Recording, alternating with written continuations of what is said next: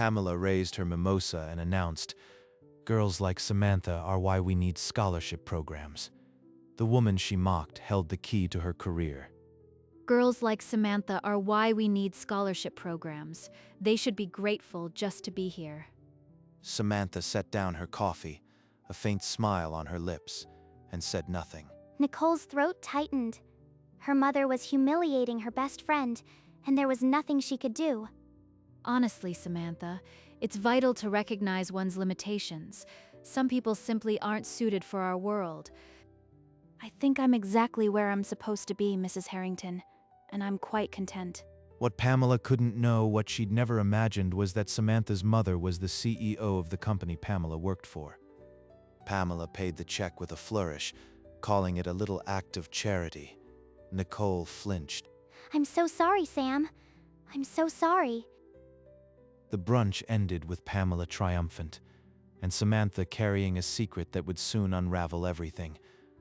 For 5 years, Pamela had treated Samantha like a charity case, a small-town girl who didn't belong in elegant rooms. That sweater is charming, Samantha. So simple. But Nicole and Samantha had been best friends since college, and their bond was genuine. Sam, I'm so sorry. She doesn't mean it. I mean, she does, but... After each snub, Nicole would quietly apologize, but never in front of her mother. Nicole, stop apologizing. I know who your mother is. It doesn't affect me. But deep down, she sometimes wondered how someone could be so completely unaware of the truth. What Pamela never imagined was that Samantha's mother was a quiet titan, CEO of a $2 billion firm. If Pamela had known, she would never have dared speak to Samantha at all. But the silence couldn't last forever.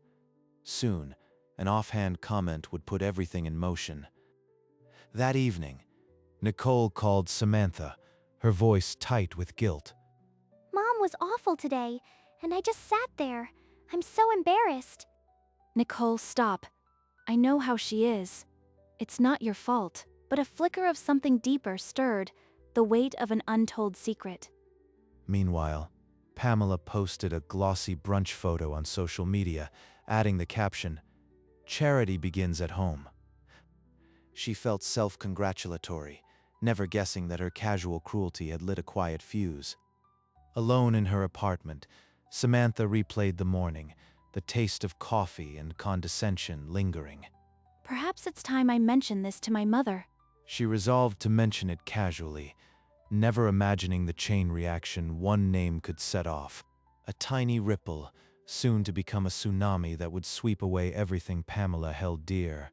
The next morning, Samantha found her mother in the kitchen, sipping tea by the window.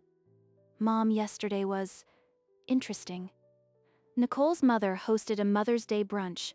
She seemed to think I was a charity case. Nicole's mother? Pamela, isn't it? Remind me of her last name. Harrington? Pamela Harrington? Why? A flicker of recognition crossed Linda's eyes, gone before Samantha noticed. Harrington, from the subsidiary. She'd seen that name on an audit report months ago. After Samantha left for the day, Linda opened her laptop and accessed the corporate expense system. The screen displayed a list of flagged expenses, luxury spa retreats, designer handbags, first-class flights, all billed to the company. An internal audit had already marked Pamela Harrington's expenses as suspicious. Linda had merely shelved it. Now, she picked up the phone and dialed her head of legal. "Restart the Harrington investigation. I want everything by Monday." By Monday, the legal team had compiled a dossier of indisputable fraud spanning 3 years. Personal luxury expenses, a spa retreat in Sedona, a Birkin bag, business class upgrades, all charged to the company account. Linda scheduled the termination for Tuesday morning. No warning, no severance. That same afternoon, Nicole met Samantha at a cafe, glowing with excitement. Sam, Mom's taking me to the spa this weekend. She said I need to learn how to network in luxury. That sounds fun. I hope you enjoy it. I know she can be harsh, but she means well. She's just old-fashioned about social circles. Old-fashioned? She had no idea how old-fashioned her mother's world was about to become. Samantha managed to smile, but a cold knot tightened in her stomach. The termination would land like a bomb, and Nicole didn't suspect a thing. Tuesday morning, Pamela Harrington was called into a sudden meeting with HR and legal. The termination letter listed years of personal expenses, luxury hotels, designer shopping, spa retreats, charged to the company. This is absurd. I've dedicated my life to this company. Who is behind this? They ignored her protests. 2 security guards waited outside to escort her from the building. Nicole, pick up. They fired me. No explanation. I've never been so humiliated. We need to fight this. Nicole stared at her phone. 3 missed calls, her mother's frantic voice echoing through the speaker. Sam, my mom just got fired. She's falling apart. I don't know what happened. Can you come over? I'm on my way. Stay put, Nicole. We'll figure this out together. Samantha held Nicole as she wept, murmuring reassurances, never once letting the truth slip. She couldn't reveal her mother's role. Not today. Maybe not ever. The next day, Samantha arrived at Nicole's apartment with groceries and a forced smile. She found Nicole curled on the couch, eyes red. They said it was expense fraud, but Mom insists it's a setup. She swears she never did anything wrong. Some faceless CEO decided to destroy her, just because they can. Samantha arranged crackers and cheese on the coffee table, keeping her hands busy to avoid meeting Nicole's eyes. Corporate politics can be brutal. Sometimes things aren't what they seem. Not what they seem? Sam, she's ruined. We might lose the house. How is that fair? Across town, Pamela hurled a crystal tumbler at the wall. It shattered, matching her fractured world. 20 years. I gave them 20 years, and they discard me like garbage. That night, Samantha caught her own reflection in the dark window, searching for guilt in her eyes. But this wasn't me. She did it to herself. The fraud was real. Mom only enforced what was already there. Still, the silence felt like a second betrayal. The next evening, Samantha entered her mother's study, the weight of the secret pressing on her chest. Mom, I need to know. Did you have anything to do with Pamela Harrington's termination? Yes. But not for the reason you think. It wasn't because of Brunch. She opened a folder and turned it towards Samantha, pages of flagged expenses, each one a violation. She had been stealing for years. The audit flagged her months ago. I just fast-tracked it. Don't tell Nicole. If this becomes about a social slight, the truth of her fraud gets buried. So it was legitimate. Her mother hadn't acted out of spite, not entirely. Would you have fired her eventually, even without the brunch? Yes. The audit would have caught her. The brunch just made me pay attention sooner. Samantha nodded slowly. The truth settled in. Her silence wasn't just protection, it was mercy. Weeks passed. Nicole's job search led nowhere, and the family savings were draining fast. I can't believe we're broke. I might have to leave my master's program. Sam, I've applied everywhere. No one wants to hire the daughter of a disgraced executive. I'm considering dropping out. Mom can't afford the mortgage anymore. After they parted, Samantha walked to a park bench, the late afternoon sun warm on her face. She couldn't stop thinking about the desperation in Nicole's eyes. If only I could just write a check.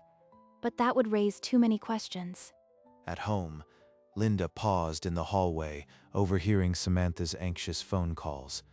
The strain in her daughter's voice was unmistakable. That girl deserves better than this, and I'm in a position to do something about it. She made a quiet call to HR, instructing them to create a paid internship in a division far from her mother's subsidiary, with no connection to the past.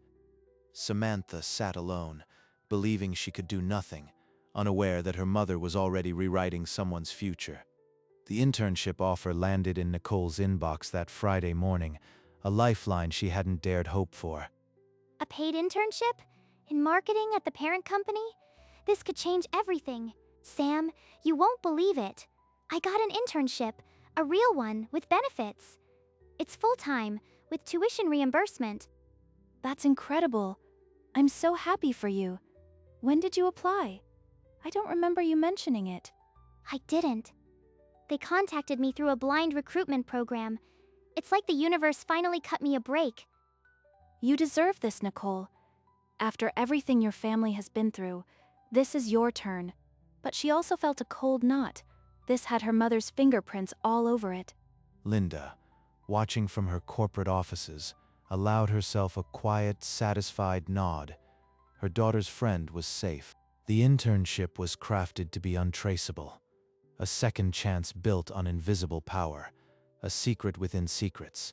The web of secrets had grown, but for now it held. Nicole's first day arrived with a rush of nerves and excitement. She paused in the lobby to take a selfie with her new ID badge, a smile she hadn't worn in months. This is real. I'm actually here. Within weeks, she became a favorite in the marketing department, her natural warmth breaking through corporate formality. The culture here is incredible. Everyone says the CEO is tough but fair. She has a daughter our age, apparently. I wonder what it's like growing up in all this. Later that week, Samantha met Nicole for lunch. The cafe was bustling, but Samantha's focus was entirely on steering the conversation. And my manager said something about the CEO's daughter being really low profile. Imagine having that kind of money and no one knows. I guess some people prefer privacy. Anyway, did you see the gallery exhibit we talked about? Samantha's heart hammered, but her voice remained steady. The wall between her worlds was intact, yet the pressure was building. Nicole laughed and moved on, never suspecting how close she had drifted to the truth. A month into Nicole's internship, a department meet and greet was announced, promising FaceTime with senior leadership. You should come, Sam. It's casual, and I want you to see the office. You can be my +1. Samantha agreed, though unease prickled her skin. She told herself it would be fine. Then the room hushed. Linda, the CEO, had entered, unannounced, a rare sighting at such a junior event. Nicole, as an intern, was introduced. She shook Linda's hand, and for a moment, something flickered, a sense of warmth she couldn't place. It's an honor, ma'am. This company has been incredible to me. Across the room, Samantha saw the exchange and her blood chilled. She moved through the crowd, fixated. Nicole? They just put out those pistachio macarons you love. Come with me before they're gone. Wait, but I was just okay, macarons. You know my weaknesses. The moment dissolved into chatter and pastries. But Samantha knew the crack in her wall was widening and no macaron could seal it. Across town, Pamela's condo had become a shrine to her bitterness, unwashed glasses and stacks of ignored bills. They humiliated me, Nicole. That heartless CEO, she's probably a tyrant in pearls. I want her ruined. Mom, please, you'll make yourself sick. The company isn't all bad. I'm interning at the parent firm now. Pamela waved a dismissive hand, more focused on her rage than the details. Whatever, just don't trust them. Samantha, visiting Nicole's apartment, paused in the hallway as Pamela's tirade echoed through the phone speaker. If Pamela ever pays attention, if she connects the parent company to my mother, this house of cards collapses. The CEO Pamela cursed was the same woman who had quietly given her daughter a lifeline. The irony was a live wire. I have to go, Mom. Try to get some sleep, okay? I love you. Samantha entered with a mug of tea, her smile carefully constructed. How's your mom? She listened to Nicole's sigh, all the while wondering how much longer the secret could survive the pressure of two colliding worlds. 3 years blurred by. Nicole's internship became a permanent role. She now held a junior manager's title and wore it with quiet confidence. I can't believe I'm leading a campaign, Sam. Me. The girl who almost dropped out of grad school. Samantha had gracefully declined every corporate event where her mother might appear, citing vague scheduling conflicts. Their friendship stayed strong, nourished by brunches and gallery visits, carefully kept worlds away from the executive floor. Pamela had downsized to a smaller condo, her bitterness festering in private. She no longer asked Nicole about work details. Then, in early spring, a gold-embossed invitation slipped through Samantha's mail slot, landing on the marble counter like a challenge. The annual Leadership Gala, honoring CEO Linda Warren for 2 decades of service. Black tie, attendance expected. Nicole would attend as a rising junior manager. If Samantha declined, Nicole would ask pointed questions. It was an impossible choice. Risk exposure or risk Nicole's suspicion. Either way, the walls were closing in. Samantha took a deep breath, penned her RSVP yes, and felt the trap door swing open beneath her feet. The gala was a sea of chandeliers and cream silk. Samantha stood at Nicole's side, her smile a thin, careful mask layered over a racing heart. I'm so nervous, Sam. What if the CEO says something and I freeze up? Mom still rants about this company every week. She's just a person. You'll be fine.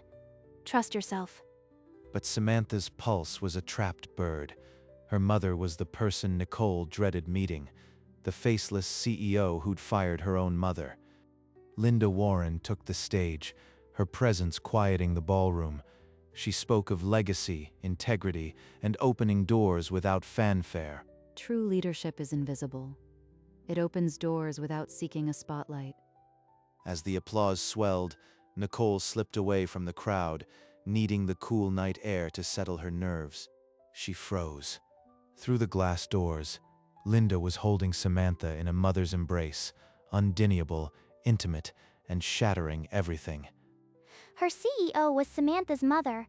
The heartless tyrant she'd cursed was Sam's mother. Samantha turned, and their eyes met. In that silent fracture, years of secrets shattered like crystal. Nicole's grip was iron as she pulled Samantha into the dim coat room, away from the glittering crowd. Her voice came out raw, stripped of pretense. Your mother is the CEO? The woman my mom has hated for years. The one who ruined her life, and you never told me? I know. And I'm sorry. But Nicole, your mother wasn't fired because of me or some grudge. She was committing expense fraud for years. Fraud? You expect me to believe that? After all these years of silence? You sat there while I cried about the heartless executive, while you knew. I didn't know at first. My mom only told me after the fact. And I couldn't tell you, she asked me not to, so it wouldn't look like personal revenge. Do you realize how many times I've defended her to you? How many times I've sobbed on your shoulder? You let me think it was some faceless injustice. I don't even know who you are right now. I need air. She pushed through the door, and the noise of the gala swallowed her, leaving Samantha alone among the coats. She'd told the truth, but it wasn't enough. The secret had rotted into betrayal, and Nicole might never trust her again. The gala continued beyond the door, but for Samantha, the world had gone silent. The invisible justice she'd carried had become a visible wound. At 8 the next morning, a formal summons arrived at Nicole's cubicle. The CEO wanted to see her immediately. What else could she possibly want? To humiliate me further. Please, sit down, Nicole. I owe you an explanation that no one else could give.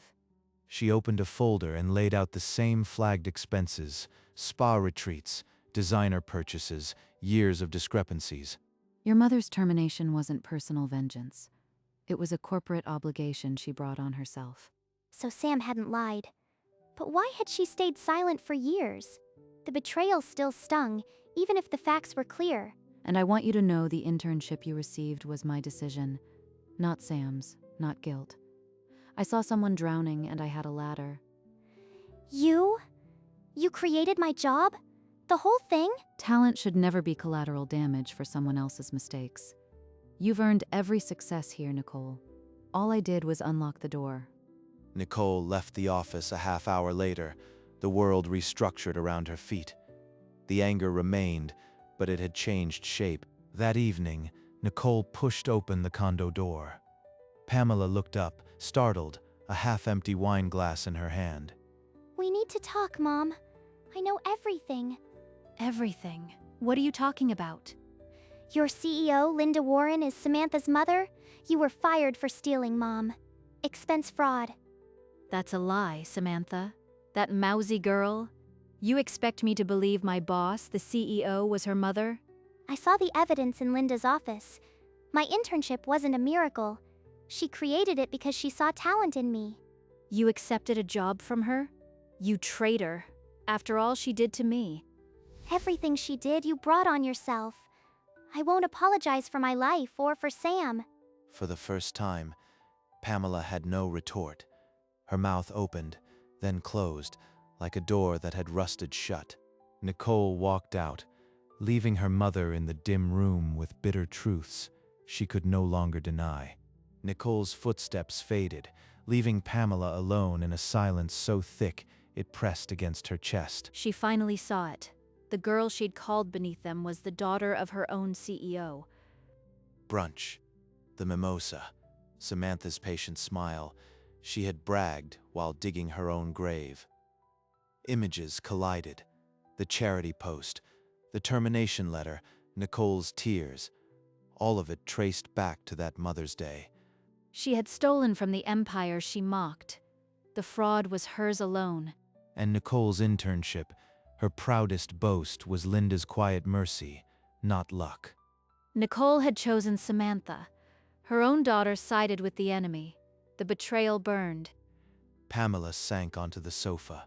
The wine glass tipped, spilling red across the carpet like a wound. Her fury had no target now. For the first time, she was to blame. Outside, the city moved on. Inside, she sat utterly alone, her legacy a bitter taste.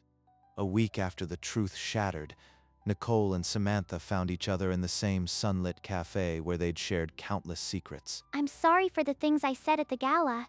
I was blind with anger, and you didn't deserve that. I should have told you sooner. I chose silence, and that silence hurt you.